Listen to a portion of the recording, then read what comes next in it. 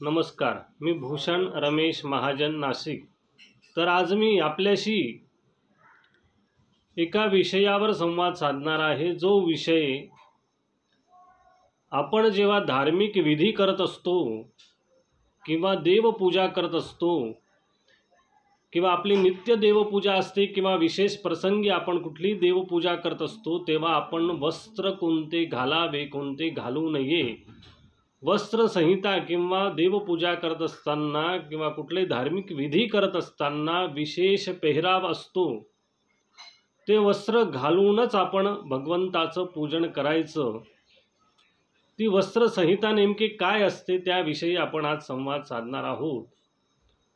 तर आधुनिकता आणि देवकार्य यावर आपला विषयाचं चिंतन आहे।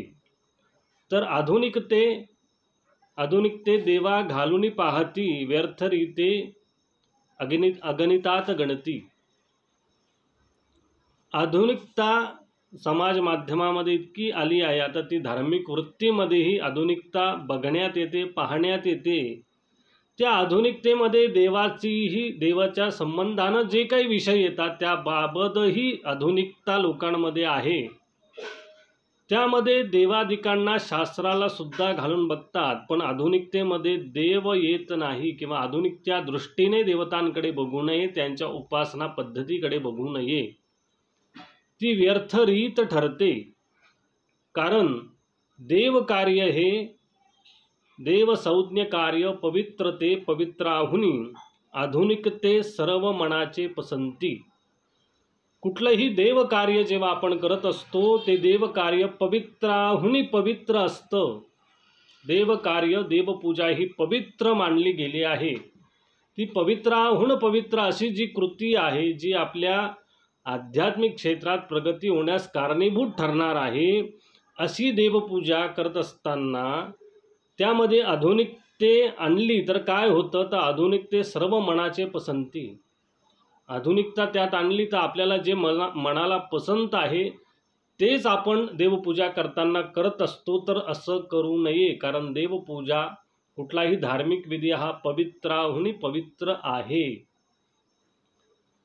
मग देवार्चन करत असताना वस्त्र कुठलं घालावं, कुठलं घालू नये, वस्त्र का घालावं ते आपण आता बघू।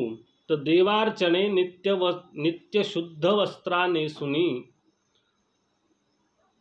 देवार्चन देवपूजा आपण जेव्हा करत असतो तेव्हा धूत वस्त्र घालावं, नित्य शुद्ध वस्त्र घालावं। शुद्ध वस्त्र नवीन दरवेळी नसेल तर किमान धुतलेलं वस्त्र घालावं, त्यानंतरच देवपूजा करावी।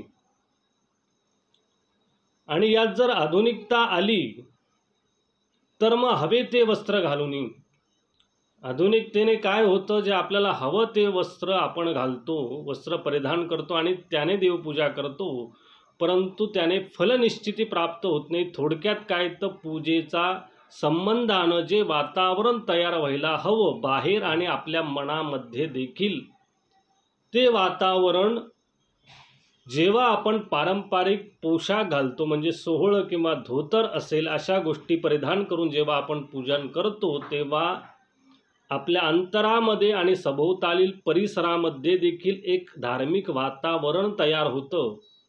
आणि त्यामध्ये आपण जेव्हा देवपूजा करतो ती जास्त मनाने, प्रसन्न मनाने आपल्याकडून घडते। जेव्हा नको ते वस्त्र घालून आपण देवपूजा करत असतो तेव्हा आपला आंतरिक भावही दृढ राहत नाही आणि त्या बाबतीत वातावरणाची स्थितीही त्या पूजेच्या अनुसार साजेशी राहत नाही। मग अशा ठिकाणी काय होतं, तर शास्त्र मर्यादा दिल्या खुल्या सोडूनी, मना समंत तेच कार्या पसंती। अशा ठिकाणी काय होतं देवधर्माच्या बाबतीत, की शास्त्रांच्या मर्यादा घालून दिल्या आहेत। किमान धूत वस्त्र घालावं, धूत म्हणजे धुतलेलं वस्त्र किमान घालावं, त्यानंतर पूजा अर्चन करावं। जो विशेष पेहराव सांगितला आहे देवपूजा करत असताना तो घालावा, शास्त्र मर्यादेचं पालन करावं, त्या दिल्या खुला सोडून। शास्त्र मर्यादांना सोडून दिल्यानंतर मनाला जे पसंत होतं त्याच गोष्टी केल्या जातात, पण त्यातून मग फलनिर्मिती होत नाही।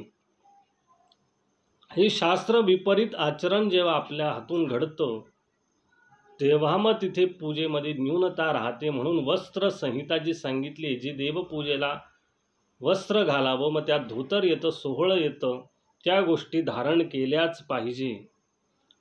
मग हा पूजेचा गणवेश आहे का? तो बाह्यस्थिते गणवेश तो शास्त्रानुसारी अंतरीचे निर्मळत्व जो तो जाणी. कुठल्याही कर्माबाबत असेल तर पोशाख गणवेश अत्यंत महत्त्वाचा असतो, त्याला अत्यंत महत्त्वाचं स्थान असतं.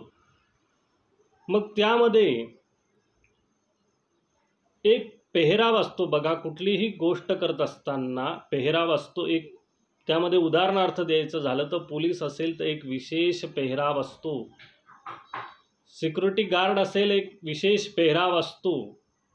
तो पेहराव ते जेव्हा धारण करतात तेव्हा त्यांच्या व्यक्तित्वाला, त्या कृतीला, कार्याला पेहरावातूनच ओळखलं जातं की ही व्यक्ती पोलिसा संबंधात आहे. रस्त्यावरती आपण जात असताना आपण एखाद्या वाहनाला कशाला हात दिला तर ते वाहन आपल्या जवळ येतं, थांबत नाही, ते निघून जातं, जोऱ्याने निघून जातं. आपण किती वाहनांना हात दिला तर ते थांबत नाही, पण तोच हात जर पोलिसाने दिला तर ते वाहन थांबतं. त्या पोशाखाला इतकं महत्त्व का असतं ते आपल्याला या माध्यमातून कळलं असेल. तसंच धार्मिक विधींबाबत बाह्य स्थिते गणवेश तो शास्त्रानुसारी.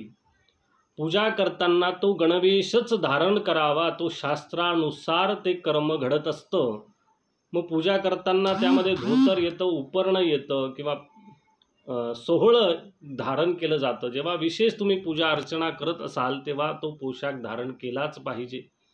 पोशाख धारण केल्याचं फल काय होतं तर आपण शास्त्र मर्यादेचं पालन केलं हे महत्त्वाची गोष्ट ठरते. आणि दुसरं म्हणजे आपली बाह्य आणि अंतरस्थिती ही त्या धार्मिक वातावरणाशी साजेशी होते, अनुरूप होते. म्हणून कुठली पूजा करताना तो गणवेश तुम्ही धारण केलाच पाहिजे. गणवेश धारण केला, पूजा अर्चनाला तुम्ही बसले, अंतरीचे निर्मळत्व जो तो जाणे. आपण आतून नेमके कसे आहोत, आपलं मन किती निर्मळ आहे, देवाविषयी आपला सद्भाव कसा आहे, भावभावना काय आहे, तो जो तो पूजेला बसतो तो आपण अंतरातून कसे आहोत हे जाणतोच. अंतरीचं निर्मळत्व हे बाह्यस्थिती दिसत नाही, बाह्यस्थितीमध्ये गणवेश दिसतो. किमान तो गणवेश धारण करून जर पूजा अर्चनाला बसलं तर शास्त्र मर्यादा पालन केल्याचं फळ आपल्याला पहिलं मिळतं. पूजानंतर केल्याचं फळ पुढे मिळणारच आहे. अंतरीचे निर्मळत्व जो तो जाणे. आतून कोण कसा निर्मळ आहे, भावनाशील आहे किंवा धार्मिक आहे, जो तो व्यक्ती स्वतः जाणतो की आपण किती धार्मिक आहोत. असं हे देव कार्य करत असताना शास्त्र मर्यादा पत जो राखी, शास्त्र भयत न त्यासी. अशी पूजा करत असताना, देव कार्य करत असताना शास्त्र मर्यादा आणि शास्त्राची पत म्हणजे प्रतिष्ठा जो राखतो आणि त्या अनुसार गणवेश धारण करून पूजन अर्चन करतो त्याला शास्त्रभय राहत नाही.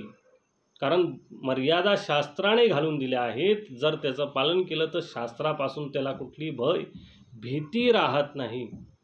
आधुनिकतेमध्ये तुम्ही देवाला आणू पाहता तर देवासंबंधाने जे धार्मिक विधी आहेत त्याचे काही दंडक आहे, नियम आहेत, त्याचं पालन करणं अत्यंत गरजेचं आहे. ते आपल्या हितासाठी आहे.